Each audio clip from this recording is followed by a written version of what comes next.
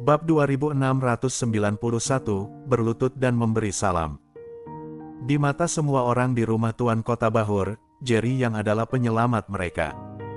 Mereka semua tahu bahwa tidak seorang pun kecuali Jerry yang mampu menangani situasi di hadapan mereka. Tetapi yang tidak mereka ketahui adalah Jerry yang belum memikirkan solusi pada saat ini, karena ini juga pertama kalinya Jerry yang menghadapi situasi ini. Memindahkan seluruh sekte secara sembarangan ke atas sekte lain adalah sesuatu yang tidak pernah terpikirkan oleh Jerry Yang. Pada saat ini, tatapan mata Jerry yang sangat dingin, dia bisa melihat bahwa sekte api telah merencanakan ini sebelumnya, dan sekarang setelah mereka memindahkan seluruh sekte ke sini, jelas bahwa mereka tidak akan melepaskan rumah Tuan Kota Bahur dengan mudah. Sekte api pasti akan menekan secara langsung dan menghancurkan rumah Tuan Kota. Sekarang Jerry yang ada di sini, dia pasti tidak akan membiarkan ini terjadi. Jerry yang diam-diam berkata dalam hatinya, jika aku tidak kembali ke rumah Tuan Kota tepat waktu, aku khawatir ketika aku kembali, aku tidak akan dapat menemukan rumah Tuan Kota Bahur. Jerry yang senang karena dia tiba di sini sepagi ini. Jika dia tinggal di dunia baru 1 hari lagi, Kota Bahur akan berada dalam bahaya. Meskipun Jerry yang agak terkejut dengan metode sekte api, dia tidak terlalu khawatir karena ketika sekte api hendak muncul, Jerry yang telah mengetahui keberadaan mereka. Seluruh sekte api dalam posisi tergantung di atas kepalanya. Jerry yang telah memperluas indera spiritualnya untuk memata-matai sekte api di atas kepalanya. Dia tahu bahwa karena pihak lain mampu memindahkan seluruh sekte ke sini, mereka pasti telah menggunakan beberapa cara memalukan secara rahasia. Pada saat yang sama, harus ada cara lain untuk membuat sekte ini pergi. Tetapi, sekte api terlalu besar, jauh lebih besar dari rumah Tuan Kota di Kota Busan. Butuh beberapa waktu bagi Jerry yang untuk mengamati dan menjelajahi setiap sudut dengan saksama. Jadi, ketika semua orang di rumah Tuan Kota Bahur mengalihkan pandangan mereka ke Jerry yang tidak menjawab, tetapi terus memata-matai sekte api dengan serius. Pada saat ini, terdengar suara dari sekte api yang berada di atas rumah Tuan Kota lagi, Hydras He, jika kamu ingin mati dengan nyaman, aku sarankan kamu untuk segera keluar dari sini, jika tidak, aku akan membuat kematianmu sangat menyakitkan. Suara ini juga sangat kuat dan penuh ancaman. Wajah Hydras He tiba-tiba berubah merah dan putih. Dia ingin menghancurkan kepala tetua kedua sekte api dengan injakan yang mendominasi. Orang itu sudah bersikap sombong di depan mereka berkali-kali. Tetapi melihat sekte api di atas kepalanya, Hydras He tidak memiliki keberanian. Bukan berarti Hydras He pengecut, tetapi dia rasional dan tahu bahwa dia tidak bisa membiarkan seluruh rumah Tuan Kota hancur dengan cepat karena kemarahan sesaat. Segera setelah itu, seorang pria parubaya yang tinggi dan perkasa dengan aura yang menggelora tiba-tiba keluar dari sekte tersebut. Dia juga berdiri di udara di atas rumah Tuan Kota, menatap ke bawah ke arah semua orang di rumah Tuan Kota. Dari penampilan pria itu yang sangat mirip dengan mantan ketua sekte muda Garawang, dapat diketahui bahwa pria ini adalah ayah Garawang, Hugi Wang, pemimpin sekte api. Tatapan mata Hugi Wang yang dingin dan haus darah menyapu semua orang di rumah Tuan Kota. Semua orang di rumah Tuan Kota menundukkan kepala dan tidak berani menatapnya. Mereka semua terkejut oleh aura Hugi Wang. Akhirnya, Hugi Wang menatap Stanley Wulen. Tiba-tiba dia berubah menjadi lebih kejam dan berteriak, "Stanley Wulen, dasar bajingan tidak berguna, mengapa kamu tidak berlutut dan memberi hormat kepadaku sekarang setelah kamu melihatku?" Sudut mulut Stanley Wulen berkedut keras. Sejak Jerry yang muncul, tidak ada seorang pun yang berani menghinanya seperti ini untuk waktu yang lama. Semua orang yang menghinanya di masa lalu telah ditangani. Bab 2692, Konfrontasi. Stanley Wulen tidak yakin apakah Hugi Wang yang kuat yang muncul di hadapannya hari ini dapat dengan mudah ditangani oleh Jerry yang seperti sebelumnya.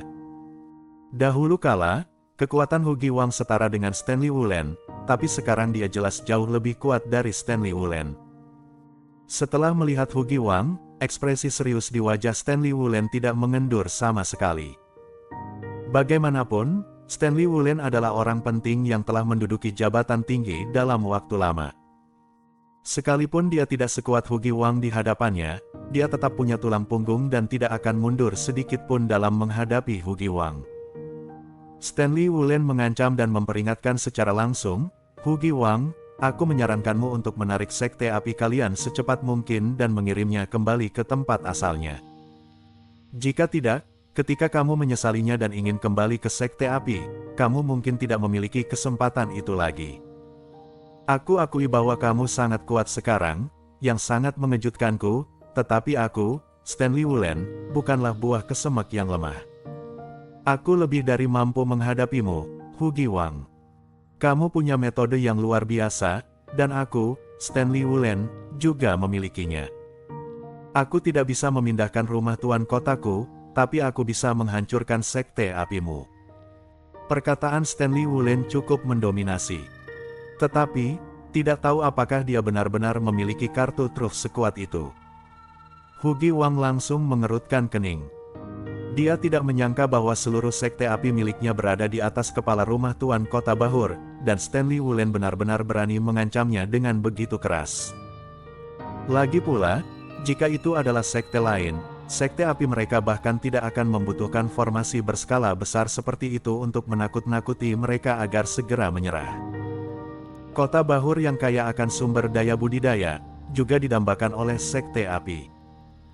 Mereka kebetulan menemukan alasan bahwa Jerry yang membunuh rekan mereka, Jin Lo Bai, pemimpin sekte Baiyun, dan menggunakan ini sebagai alasan untuk datang dan menekan Stanley Wulen. "Aku ingin melihat berapa lama kamu, Stanley Wulen, bisa tetap keras kepala." Hugi Wang mendengus dingin.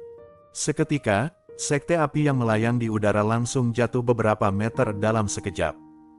Untuk sesaat, semua orang di rumah tuan kota merasakan tekanan yang kuat. Murid-murid rumah tuan kota berkeringat dingin dan gemetar tak terkendali. Hugi Wang melanjutkan, "Siapa pecundang Jerry yang itu? Keluarlah dan berlututlah.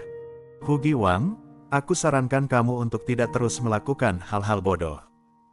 Tuan yang bukanlah seseorang yang bisa kamu sakiti. Hugi Wang, jika kamu berani tidak menghormati guruku lagi, aku akan menghancurkan kepala tetua kedua sekte api kalian. Dasar bajingan bermarga Wang, aku sarankan kamu segera keluar dari sini, kalau tidak, kami akan mengikuti tuan yang menghancurkan sekte api yang dikirim ke Sinil. Dasar anjing tua, berhentilah berpura-pura di depan kami. Kami tidak takut padamu.